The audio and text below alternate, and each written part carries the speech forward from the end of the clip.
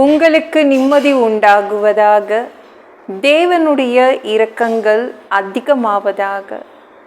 தேவன் என்ன சொல்கிறாங்கன்னா, உன் விண்ணப்பத்தை கேட்டேன், உன் கண்ணீரை கண்டேன். உங்கள் ப்ரேயரை தேவன் கேட்டுட்டாரு, உங்கள் கண்ணீரை அவர் பார்த்துட்டாரு. அதனால் பதில் வருதுங்க. சரிங்களா? ப்ரேயர் பண்ணிகிட்டே இருந்தீங்கள, அப்படி தானே? ஏசுக்கிட்ட எதிர்பார்த்து நின்றுட்டே இருந்தீங்க. ப்ரேயர் பண்ணி எதிர்பார்த்துட்டு நின்றுட்டே இருந்தீங்க. இவ்வளோ காக்க வச்சிட்டாரே, பயமாக இருக்கே அப்படிலாம் நினச்சிங்கள. தேவன் உங்கள் ப்ரேயரை கேட்டுட்டாருங்க. இனிமேல் துக்கமாக இருக்காதீங்க. தேவன் வந்து பதில் செய்வார். உங்கள் ஜெபத்துக்கு ஆன்சர் வருதுங்க, பதில் வருதுங்க. கேட்டுட்டார், அவ்வளோதான். சரிங்களா? சந்தோஷமா? அவர் வந்து ஜெபத்தை கேட்பாரா? சில சமயம் அதிகமாக டவுட் வரும். ஏன்னா அவர் ஓவராக காக்க வச்சிடுறாரு. சில நேரம் அப்படி பண்ணிடுறாருல. நீங்கள் கவலைப்படாதீங்க. உங்கள் ஜெபம் அவர் கேட்டுட்டாரு, அதனால் பதில் வருது. சரிங்களாங்க? அவர் கைவிட மாட்டார். நம்மளுக்கு என்ன பயம்னா, அவர் கைவிட்டுடுவாரோ, அப்போ நான் என்ன பண்ணுவேன், அந்த பயம் வந்துடுது இல்லை. நீங்கள் பயப்படாதீங்க. உங்கள் ஜெபம், நீங்கள் பண்ணின ஜெபத்துக்கு பதில் வருது. எப்போதும் நம்ம வந்து எப்படி இருக்கணும், ஜெபத்தில் பிடிவாதமாக இருக்கணும். செம்ம பிடிவாதமாக இருக்கணும் ஜெபம் பண்ணுறதுல.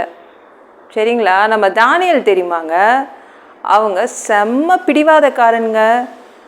தானியேல் இருக்காங்க, அவங்க பயங்கரமான ஒரு எதற்கெடுத்தாலும் பிடிவாதம் பிடிப்பாங்க. சாப்பாடா, ராஜா சாப்பாடு கொடுத்தா கூட பிடிவாதம் பிடிச்சாங்க. இல்லை, இந்த ராஜா சாப்பாடெலாம் எனக்கு வேண்டாம், எனக்கு வெஜ்ஜு கொடுங்க, நான்வெஜ்ஜு நான் சாப்பிட மாட்டேன்னாங்க.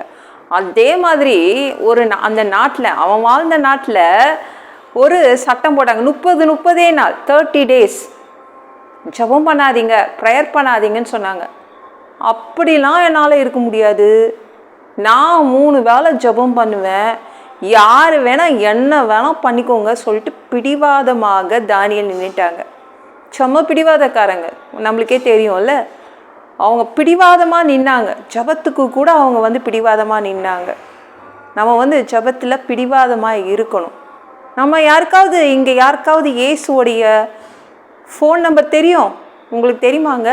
இயேசுவோடைய செல்ஃபோன் நம்பர் தெரியுமா? தெரியாது.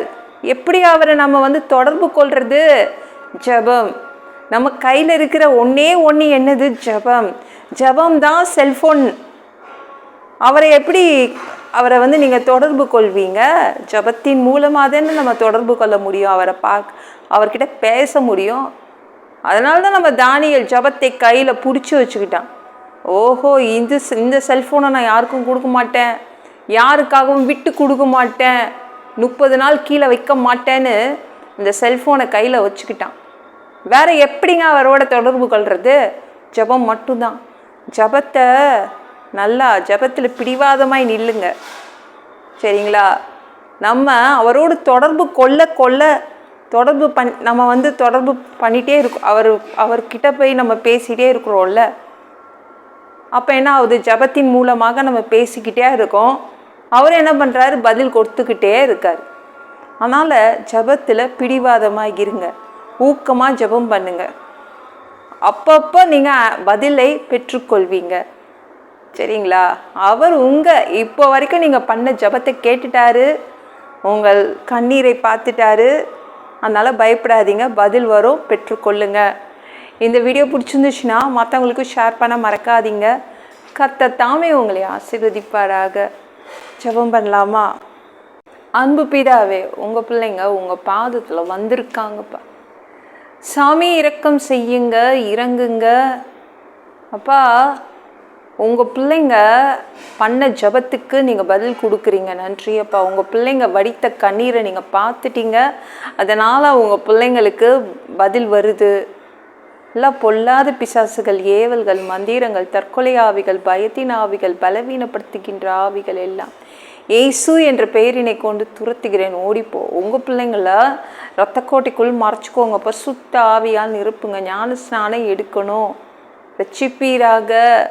இயேசுவின் காயப்பட்ட தழும்புகளால் எல்லா வியாதிகளும், எல்லா பலவீனங்களும், கேன்சர் போன்ற வியாதிகளும் சரியாகுவதாக.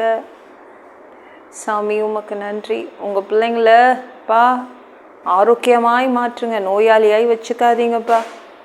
மனிதனாக பிறந்தா ஜீவ புஸ்தகத்தில் பேர் இருக்கணும். அந்த புக்கில் பேர் இல்லைன்னா அந்த மனிதனை பிடிச்சி நரகத்தில் தள்ளிடுவீங்கப்பா. அங்கெல்லாம் தள்ளினா நாங்கள் அங்கே போக மாட்டோம். தீ எரிக்கிற இடத்துல எப்படி வாழ்கிறது? கஷ்டம்ப்பா. நாங்கள் பரலோகத்துக்கு வர்றதுக்கு ஆசைப்படுறோம். அங்கே கூட்டிகிட்டு போங்கப்பா. நல்லா அடித்து உதச்சி திருத்தி எங்களை பரலோகத்துக்கு கூட்டிகிட்டு போயிடுங்கப்பா. கழுவப்படாத பாவங்கள் எல்லாம் திரு ரத்தத்தை கொண்டு கழுவி எங்களை சுத்தமாக்கி பரலோகத்துக்கு அனுப்புங்கப்பா. 2வது தடவை கூட இந்த பூமிக்கு நீங்கள் வரப்போகிறீங்க. அதற்காக நாங்கள் இயேசுவை வணங்கி வணங்கி பரிசுத்தமாய் வாழ்ந்து வாழ்ந்து காத்துட்ருக்கோம். அந்த இமை பொழுது உங்களுக்கு ஒப்பான ஒரு உடம்பு கிடைக்கும்.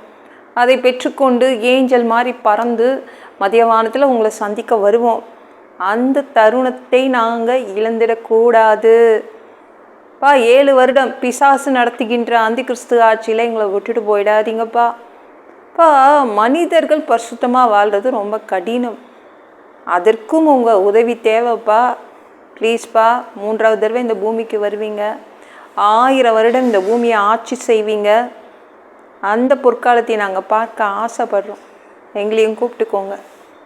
எல்லாவற்றையும் ஒப்பு கொடுக்குறேன். இயேசு மூலம் ஜெபம் கேளும் பிதாவே. ஆமென். நாளைக்கு பார்க்கலாம்.